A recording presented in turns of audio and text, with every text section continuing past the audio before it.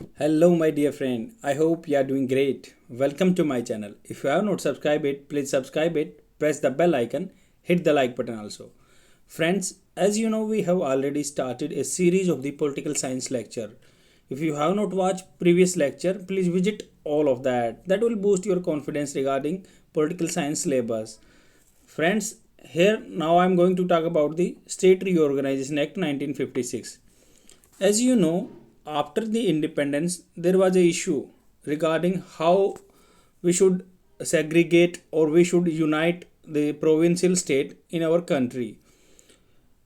As you have already aware that near about the 571 provincial state were there, and there that was a big task to merge all the provincial state into the union. So many philosophers were saying that there should be such type of strategy, then we should organize all the princely states in the different manner. But our government came with such type of proposal. That point of time all the provincial states were segregated in the four parts, like the part A, part B, part C, and part D. Means up to part A to part D, they were segregated into the four parts. The part A means who were like under the governor general, like Madras and Bombay, because they were earlier in the jurisprudence of the governor general. They comes into the part A. And the next is part B. In the part B, there were states like who were under the control of the prince, means they were the princely states, and that were the J&K and Hyderabad, like such type of states were there. In part C, the states who are coming under the commissioner, high commissioner, like Delhi, Kurg, there was a commissioner system was there. And in part D, only Andaman Nicobar state were there. But the due to like bulky structure and like haphazard way, it was very typical to manage all the things. That's why our government came with this such type of proposal, so that we can accumulate or segregate all the states in such way so that administration would be very easy for them. That was a issue, and for that our government came with the proposal, and they formed a commission that is called SK Dhar Commission.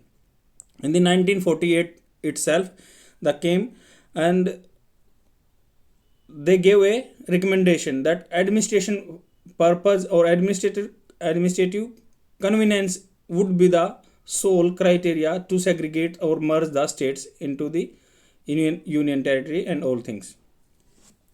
But so many people were the in the favor of the some philosophy. People were demanding all the states on the basis of the linguistic. Some people were demanding all the states as their local language. But SK Dhar Commission discarded all the things, and they gave a suggestion to form the states on the basis of only administrative convenience. But if I will take example of the Hyderabad, earlier Hyderabad was Andhra Pradesh was included in the Tamil Nadu or Madras province itself. So many people were protesting regarding they want, there was a issue regarding administrative purpose, and some Tamil people were discriminating the Telugu speaking people. That's why the uproar in that area. They came with the such type of provision. They went up to the hunger strike, and there was so protest in the area, and uproar, and that colossals were there. You might know about the famous personality, the Poti Sriramulu. He went up to the hunger strike, and unfortunately he got died in the strike itself. After the death of the Sri Poti Ramulu, and so many people were agitated, and they want to kill the people at that point of time due to that state only. In the first time in the October 1953, government have to or had to succumb in front of the protester demand, and they came up with this type of provision, and that Andhra Pradesh was segregated from the Madras presidency. But earlier or nowadays, like at that point of time, so many people were demanding the states on the basis of the language. Then government decided that if that would be the situation, people would protest each and every time, and then government have to succumb in front of the pressure of the protester, then it would be a not fruitful practice. Then they came up with this such type of provision. They created a commission for that, and that commission was like the prominent leader of that, Fazal Ali, H.N. Khunzru, and K.M. Panikar. These were the some like eminent personality that point of time, and they came up with this type of report in the 1955. And all the states were organized. Not only the only one language was not a basis of that commission or segregation, but they decided yes, there would be segregation of the states on the basis of the language, but not one language one state formula would not implement that point of time. And they came with such type of proposal. The 14 states and 6 union territory were recommendation of that commission.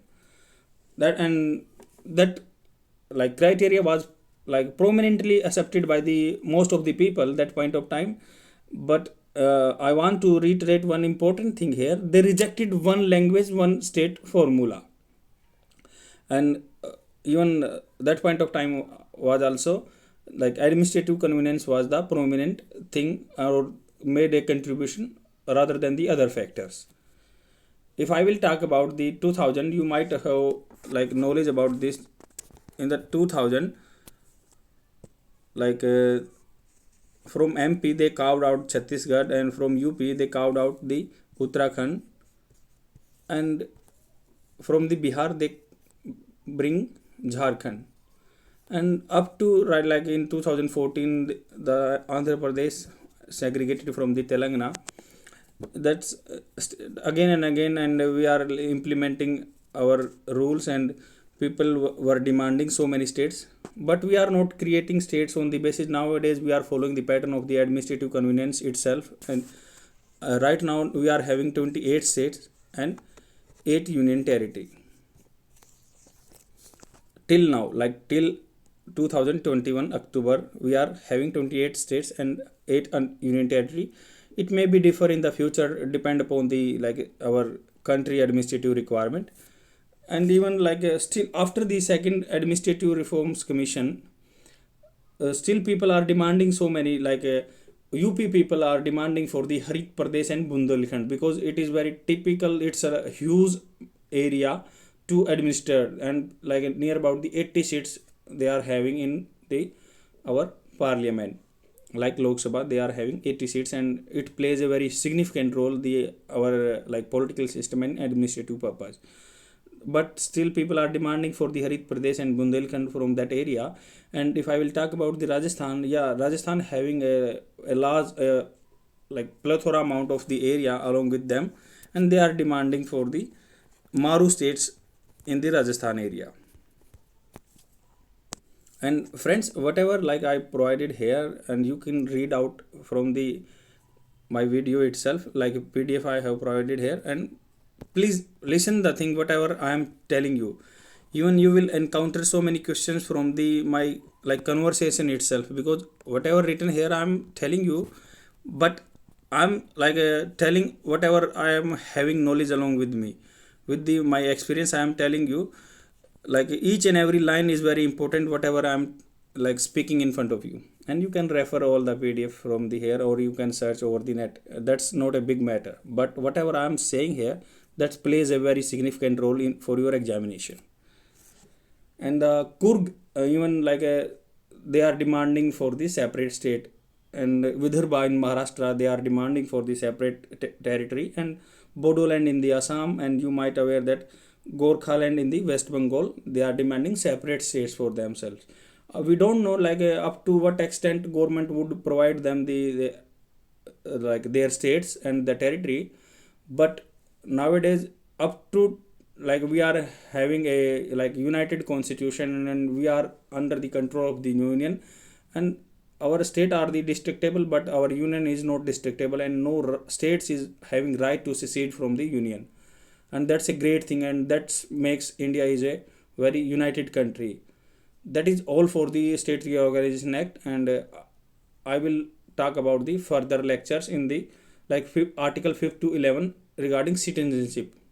Thanks for today. I will come tomorrow with more lectures. Bye.